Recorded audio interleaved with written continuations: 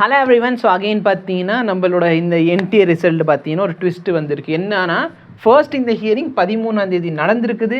13ஆம் வந்து என்டிஏ சார்பாக எங்களுக்கு 1 day டைம் கொடுங்க சார், நாங்கள் ரிப்ளையோடு வரோம். ஓகே, ஸோ 1 day டைம் கொடுத்து அடுத்த ஹியரிங் என்றைக்குன்னா 15ஆம் வச்சுக்கலாம் அப்படின்னு சொல்லி கோர்ட் முடிவு பண்ணாங்க. 15ஆம் வந்து என்டிஏ சார்பாக யாருமே அங்கே வரல சார். சரிங்களா, என்டிஏஓ இல்லைனா யூனியன் ஆஃப் இந்தியா சார்பாக அங்கே யாருமே ரெப்ரசன்டேட்டிவ்ஸ் வரல.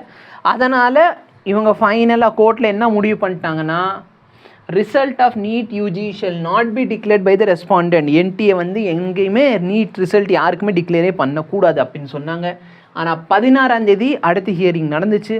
அந்த 16ஆம் ஹியரிங்கில் பார்த்தீங்கன்னா இவங்க கிளியராக சொல்லியிருக்காங்க, இந்த மாதிரி ஒரு 11 சென்டரில் சரிங்களா, நேஷன் வைடு ஒரு 11 சென்டர்ஸில் இந்த இஷ்யூ நடந்திருக்கு சார். 11 சென்டரில் இந்த இஷ்யூ வந்திருக்குது.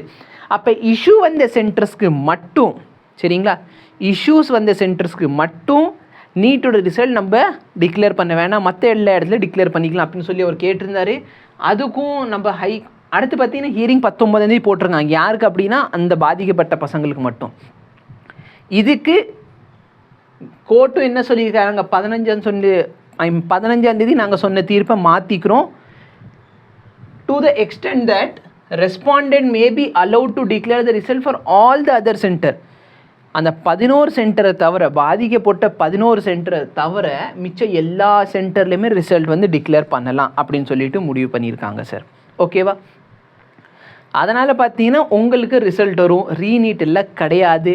படிக்கிறவங்க தயவுசெய்து படிக்க ஆரம்பிச்சிருங்க. சரியா, அடுத்த வருஷத்துக்கு படிக்கணும்னு நினைக்கிறவங்க படிக்க ஆரம்பிச்சிருங்க. ஆல்டர்னேட்டிவ் கோர்ஸுக்கு போகிறவங்க ஆல்டர்னேட்டிவ் கோர்ஸுக்கு போய் ப்ரிப்பரேஷன் ஸ்டார்ட் பண்ணிக்கோங்க. சரிங்களா, உங்களுக்கு கோர்ஸு நாங்கள் ஆல்ரெடி லான்ச் பண்ணிட்டோம். சரிங்களா, ஃபிசிக்ஸ் நிறைய பேர் கஷ்டம்னு சொன்னாலும் பார்த்தீங்கன்னா ஆல்மோஸ்ட் ஒரு 40 கொஷின் கிட்ட நம்ம லெக்சர்ஸ்லேருந்து தான் வந்திருக்குது. உங்களுக்கு ப்ராப்பரான அண்டர்ஸ்டாண்டிங் இருந்தால் 40 கொஷின் ஈஸியாக நீங்கள் அட்டென்ட் பண்ணியிருக்க முடியும். சரிங்களா, ஒரு சில பேர் இன்னும் பெட்டர் அண்டர்ஸ்டாண்டிங் தான் 42 43 கூட பண்ணலாம். பட் 40 கொஷினில் டேரெக்டாக நீங்கள் நோட்ஸ்லேருந்து தான் வந்திருக்குது. ஸோ உங்களுக்கு கோர்ஸ் ஜாயின் பண்ணால் இந்த நம்பரை காண்டாக்ட் பண்ணிக்கோங்க. மற்ற டீட்டெயில்ஸ் கொடுக்குறோம். கோர்ஸ் சீக்கிரமாக ஆரம்பிக்க போகுது.